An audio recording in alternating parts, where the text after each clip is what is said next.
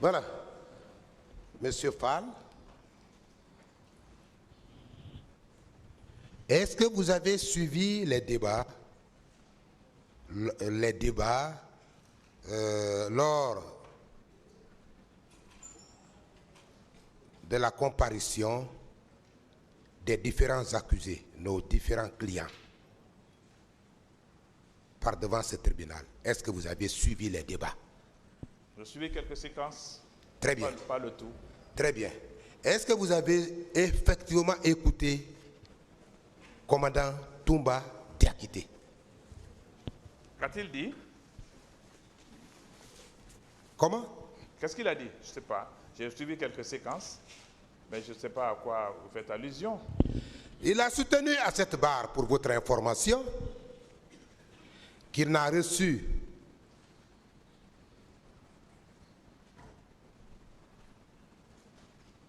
lorsque Monsieur le Président lui a posé la question de savoir qui vous a envoyé au stade.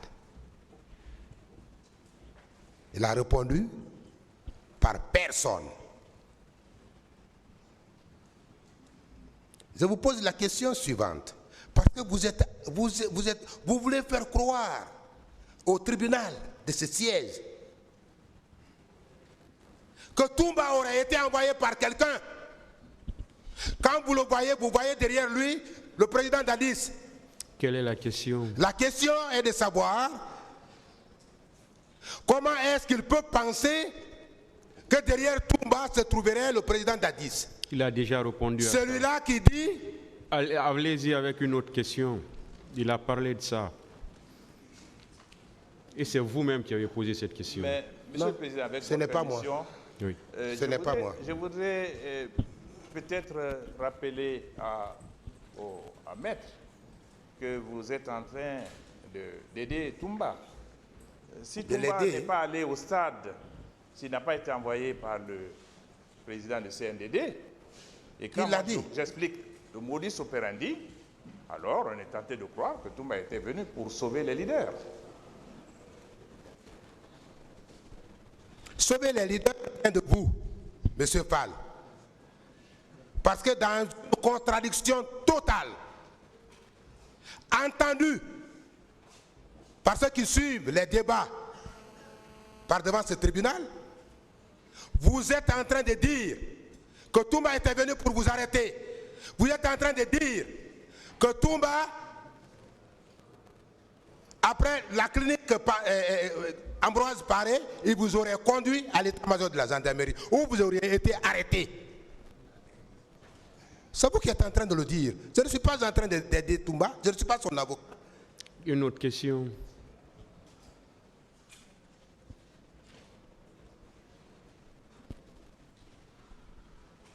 Est-ce que vous saviez qu'à la date du 28 septembre, un communiqué avait été rendu public la veille?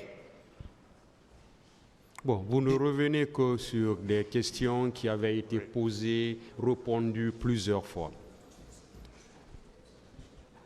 Je vous laisse seulement faire, mais vous n'êtes en train de poser que des questions qui avaient déjà été posées et répondues. Monsieur le Président, je ne répondrai plus aux questions qui ont été posées. S'il vous plaît, si vous avez de nouvelles questions, allez-y. Monsieur le Président, avec votre permission,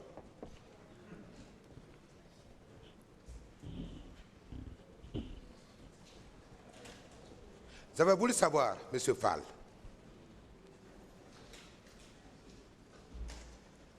si vous avez entendu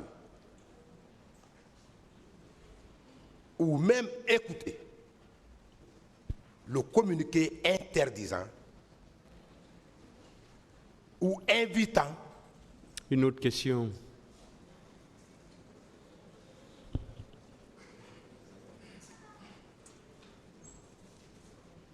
Est-ce que vous savez qu'il était interdit aux militaires de sortir des casernes? Une autre question.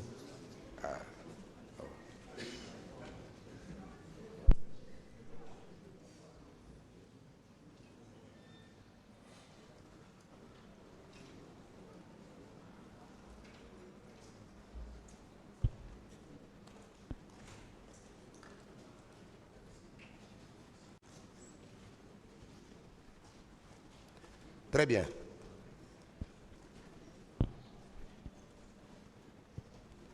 Monsieur Tal, vous avez fait tellement d'hypothèses à cette barre. Beaucoup d'hypothèses à cette barre.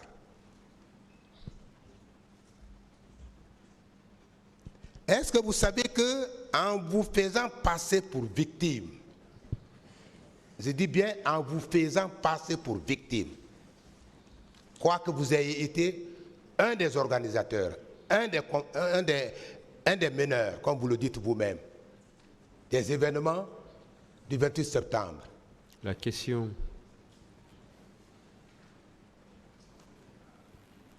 Mais comme je n'ai pas encore commencé.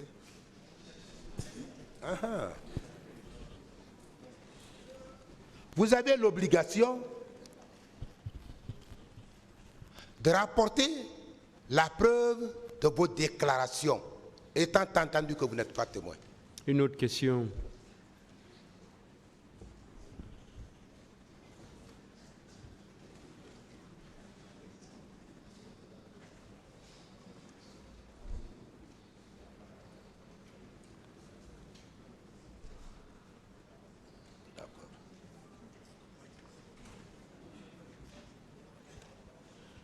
Monsieur,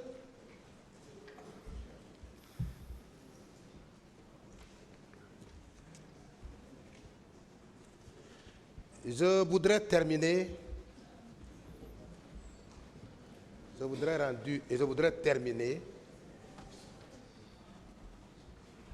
en vous disant qu'au lieu que vous vous constituez partie civile, vous êtes effectivement parmi les conspirateurs. La question, s'il vous plaît. Parmi les comploteurs. Ne lui prêtez pas un terme, s'il vous plaît. Parmi les comploteurs. Si vous n'avez plus de questions, passez le micro. Des événements du 28 septembre. Et j'en ai fini.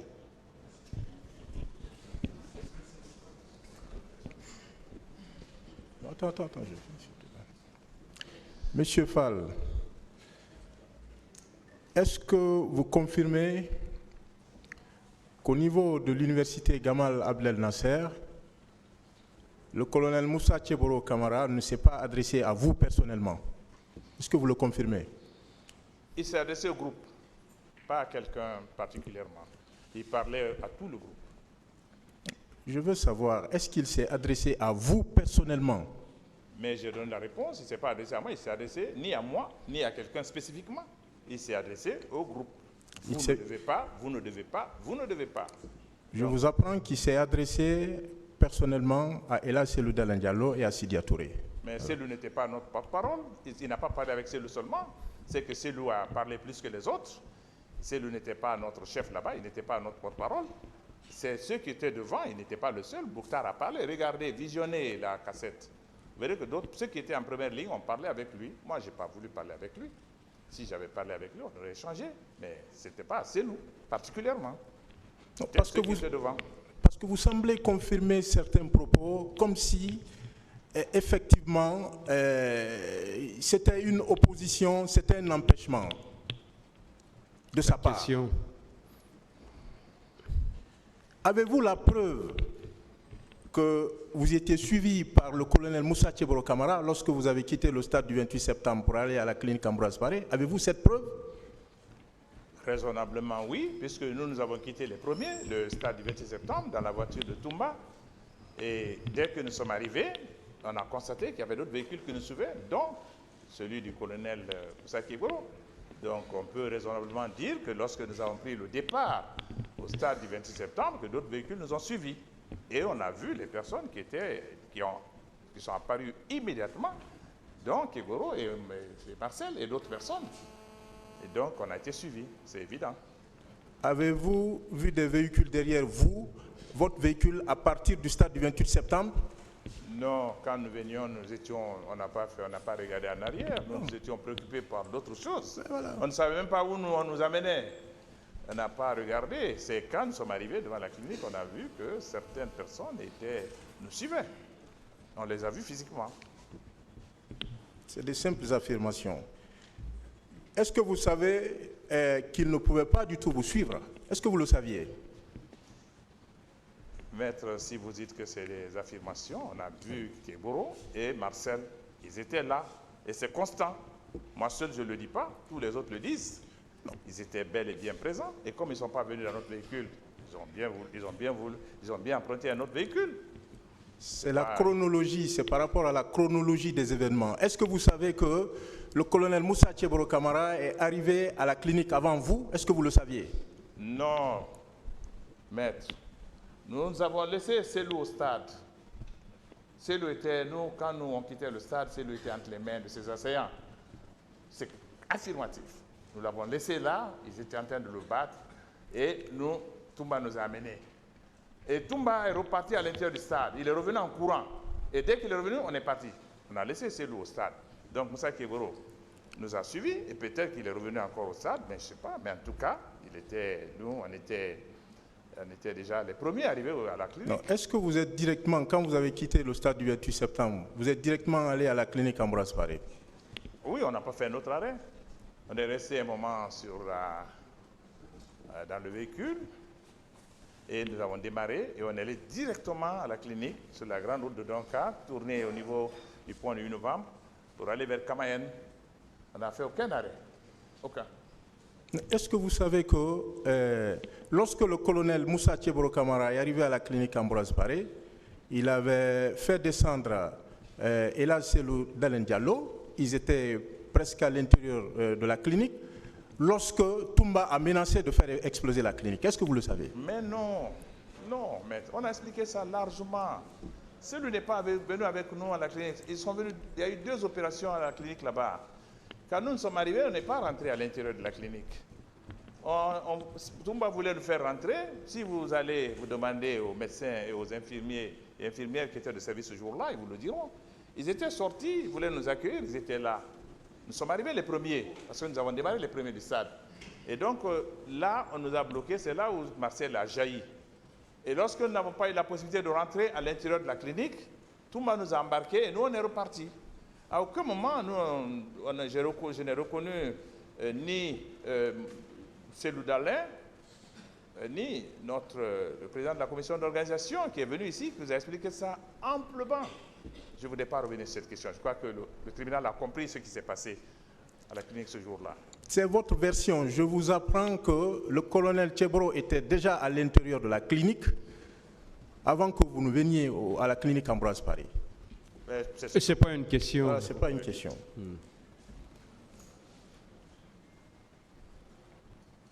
Vous avez tout à l'heure semblé confirmer certains propos contenus dans le rapport de la Commission internationale d'enquête, lorsqu'on dit que c'est le colonel Tcheboro qui a affirmé qu'il avait fait arrêter 2 hommes, dont un Guinéen et un Sierra-Léonais, et qu'ils ont été entendus au niveau des services spéciaux. Vous avez semblé confirmer ce propos. Mais est-ce que vous savez que ces propos-là ne sont pas de colonel Moussa Tcheboro Camara, dans le rapport même? Moi, je n'assume pas ça. Si ça a été dit, si c'est le rapport qui le dit, alors c'est le rapport. Moi, je ne suis pas au courant des personnes qui ont été arrêtées ce jour-là. Nous avons des séquences très précises de cette journée. Et ce que je peux dire avec conviction, c'est ce que j'ai relaté devant le tribunal. Les autres commentaires, je ne les assume pas. Ce n'est pas de moi, je ne les assume pas. Et je ne vais pas les commenter non plus. Vous avez semblé confirmer, c'est pourquoi je vous repose la question tout à l'heure. Parce que dans le rapport, je vous apprends ce qui est dit à la page 33, paragraphe 149, in fine.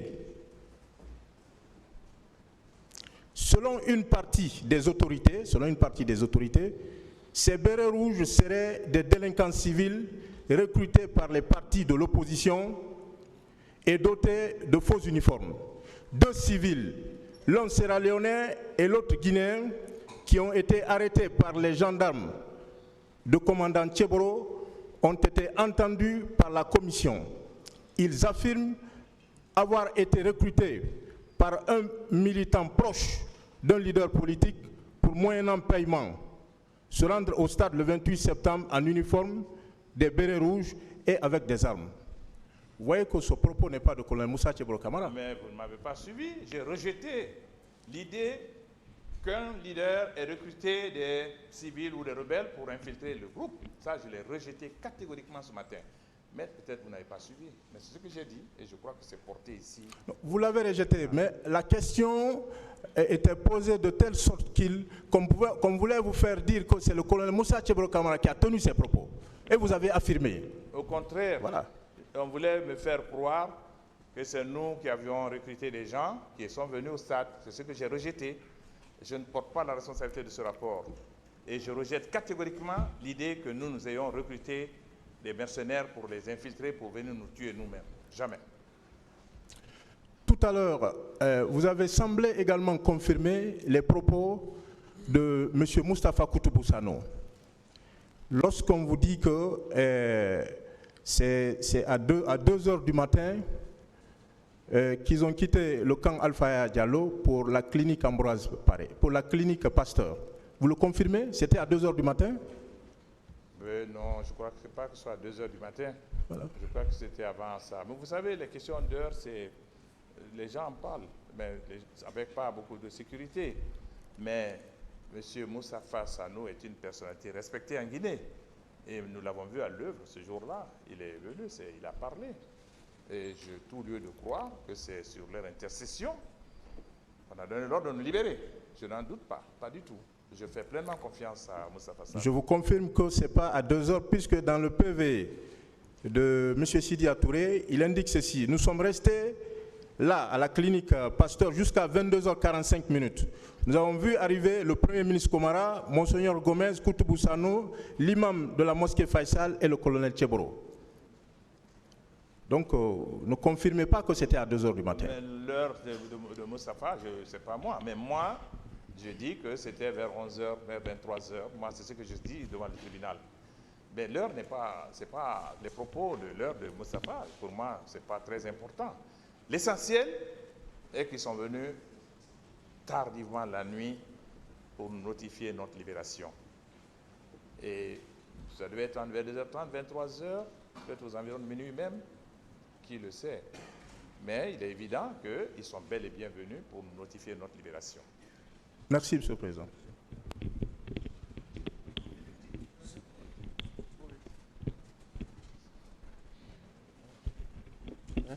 C'est bon?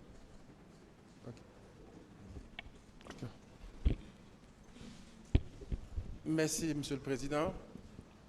Honorable assesseur, merci de m'avoir donné la parole. Oui, d'accord.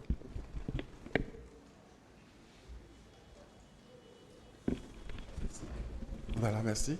Monsieur le Premier ministre, moi j'aurais seulement que 2 petites questions à vous poser, des petites questions de précision. Or, Monsieur le Premier ministre, vous avez déclaré devant ce tribunal que vous, personnellement, vous n'avez pas été séquestré dans un quelconque camp militaire. Vous le confirmez? Oui, oui. Je n'ai pas été séquestré dans un camp militaire, non. À part notre passage à l'état-major de la gendarmerie. D'accord. Ok. Ce qui veut dire que vous n'avez pas été non plus au camp Macambo, n'est-ce pas? Non, pas du tout. Ok.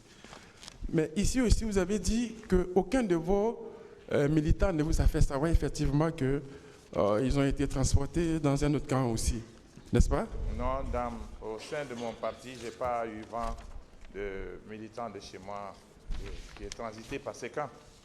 Non. D'accord. Donc, Monsieur le Premier ministre, vous avez dit aussi que vous avez été sauvé par le commandant Toumba Diakité. Vous le confirmez? C'est constant. Ok. Ce qui veut dire qu'il vous a sauvé du stade jusqu'au niveau du haut commandement, c'est ça? Il nous a sauvés de graves sévices ce jour-là. Il nous a sauvé la vie. C'est vrai. D'accord, Monsieur le Premier ministre. Donc, dans votre cas, est-ce qu'on peut dire que vous ou quelques membres de votre parti ont été victimes d'enlèvement, de séquestration ou quoi que ce soit de ce genre? Je viens de vous donner au début, tout à l'heure, l'entame, je viens de vous raconter la fin tragique d'une de mes militantes, la conséquence de la barbarie des militaires ce jour-là. Je peux vous dire beaucoup plus que ça, mais je crois que je ne voudrais pas remuer le couteau dans la plaie parce que ça me fait je deviens triste lorsque je l'évoque. Plusieurs membres de mon parti ont été molestés, blessés, des femmes violées, des femmes violentées, des femmes déshabillées, humiliées. Oui, plusieurs. Je l'ai dit déjà. D'accord, Monsieur le Premier ministre. Ce qui veut dire que ces exactions se sont passées au stade du 28 septembre, bien sûr. Oui, nos militantes, les militants et militantes de mon parti, c'était au stade.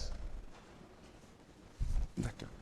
Et est-ce qu'un de vos militants vous a rapporté qu'il a été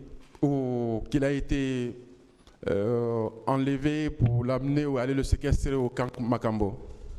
Non. Ok, Monsieur Fall, avec moi, est-ce que vous pouvez confirmer avec moi devant ce tribunal, parce que Monsieur Paul Massa-Guilavogui est poursuivi devant ce tribunal, Monsieur le Président, Monsieur le Premier ministre, pour enlèvement, séquestration, mais bon, que selon le parquet, tout se serait passé au camp Makambo. Est-ce que vous pouvez confirmer avec moi que ni vous, ni aucun membre de votre parti n'a été victime des exactions qui sont reprochées à M. Paul Massa-Guilavogui devant ce tribunal? Je ne connais pas Paul Massa-Guilavogui, je ne le connais pas. Je l'ai vu à la barre ici, je ne le connais pas. Nous n'avons pas eu affaire à lui. Oui, nous sommes d'accord que vous ne le connaissez pas. Mais dans les rapports que vous avez eus, dans les communications, les messages que vous avez eus avec vos partis, et selon la réalité que vous-même vous avez connue dans cette affaire, est-ce que vous, personnellement, vous n'avez pas été au camp Makambo? Vous n'avez pas non plus, été séquestré là-bas, ni torturé là-bas? Et en plus de cela, aucun membre de votre parti? C'est non, aucun.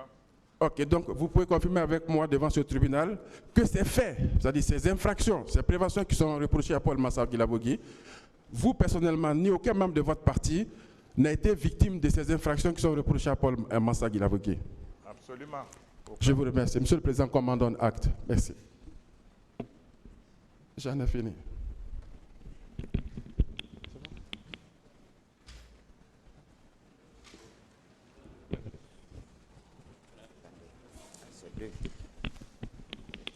Oui, oui. Monsieur le ministre, parlant du complot, on dit que le professeur Alpha Condé voulait éliminer les concurrents. Est-ce que vous pouvez participer à la formation d'un complot dont l'objectif est de vous éliminer physiquement en tant que concurrent? C'est ce que j'ai dit tout à l'heure. Comment peut-on compléter contre soi-même pour mourir? Il vaut mieux se suicider à la maison, directement, sans participer à un complot. C'est plus simple, non? Bien. Au moment du meeting au stade, est-ce que vos militants se sont attaqués aux gendarmes et policiers qui étaient là? Non. Bien. Aucun manifestant ne s'est opposé. Les rapports de force étaient inégaux. Ils cherchaient plutôt à sauver leur tête. Bien. Et les policiers et les gendarmes qui sont venus, ils étaient là pour encadrer simplement avant l'arrivée des militaires, ou ceux-ci aussi ont participé à des exactions contre les militants? Ils sont rentrés et ils ont massacré. Ils n'étaient pas là pour nous protéger. Ils étaient là pour nous agresser. Et c'est ce qu'ils ont fait. Même les policiers et gendarmes? On a dit qu'on n'a pas vu de policiers nous encadrer. Je vous ai dit que les gens qui ont opéré ce jour-là, il y avait des militaires, des bérets rouges, des gendarmes et des policiers. Ce que moi j'ai vu. On m'a rapporté après que les gens qui sont venus de Kalia aussi ont participé aux opérations après nous. Mais moi je ne les ai pas vus. Bien. Et le fait pour M. Toumba de vous sauver, vous leaders, est-ce que ce n'était pas pour sauver toute la République? Parce que si quelque chose vous arrivait et le pays allait se retrouver dans une situation compliquée? Il n'y a aucun doute que tous les leaders politiques qui étaient réunis ce jour-là au stade, si ces militaires avaient été tués, massacrés, je pense que le pays aurait connu de grands remous, de graves problèmes. Heureusement que le fait de nous avoir sortis de ce stade nous a évité justement cette catastrophe. Bien. Cette dimension est à prendre en compte et c'est une dimension extrêmement importante. Très bien. Et vous avez dit ici que professeur Alpha Condé, selon vous, que professeur Alpha Condé n'avait pas l'intention d'organiser ce procès. Selon vous, quelle était la cause qui le poussait à ne pas organiser ce procès? Je réponds à cette question. D'accord. Est-ce que politiquement, professeur Alpha Condé était en mesure d'organiser ce procès, politiquement? Mais bien sûr. Sauf s'il avait... Parce que vous avez été ministre en son temps. Il avait toute l'attitude de l'organiser, sauf s'il avait d'autres raisons de ne pas le faire. Vous, en tant que ministre de son régime, vous n'en savez pas... vous ne savez pas la cause? Alpha Condé viendra vous le dire quand il viendra à la barre ici. Il vous dira pourquoi il n'a pas fait. Bien. S'il n'avait pas d'autres raisons, il avait toute la latitude, il avait tout en main pour organiser ce procès. Il avait l'appui des Guinéens, l'appui du gouvernement, l'appui des partis politiques et l'appui de la communauté internationale, les Nations Unies, tous les partenaires de la Guinée voulaient qu'il y ait un procès. Et non, c'est lui seul qui savait pourquoi il ne l'a pas fait. Ok, merci, Monsieur le Président.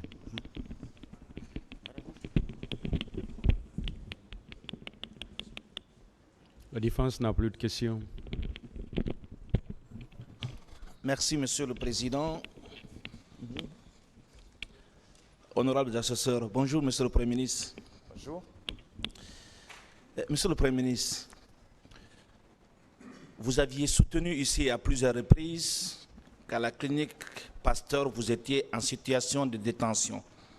Alors j'ai envie de savoir, est-ce qu'une seule fois, vous aviez exprimé l'envie de vous rendre à votre domicile et qu'on vous a empêché? Non, je n'ai pas dit que nous étions en situation de détention à la clinique. J'ai dit qu'on nous avait amenés à la clinique pour nous donner des soins. Mais de l'instant où on nous a extrait du stade du 26 septembre jusqu'à la clinique Pasteur, aucun de nous n'a manifesté le désir de partir. D'abord, c'est dû à l'insécurité qui régnait en ville et des menaces qui pesaient sur nous. Donc, on ne pouvait pas, même si on avait la possibilité, on aurait réfléchi 1000 fois avant de regagner nos domiciles. Très bien. Très bien. Une bonne réponse que je voudrais qu'on donne au primitif. Est-ce que vous pouvez être d'accord avec moi que c'est pour des questions, pour des mesures de sécurité qu'on vous a maintenu là jusqu'à ce que les conditions soient réunies pour vous conduire en toute sécurité à votre domicile? Je ne le crois pas.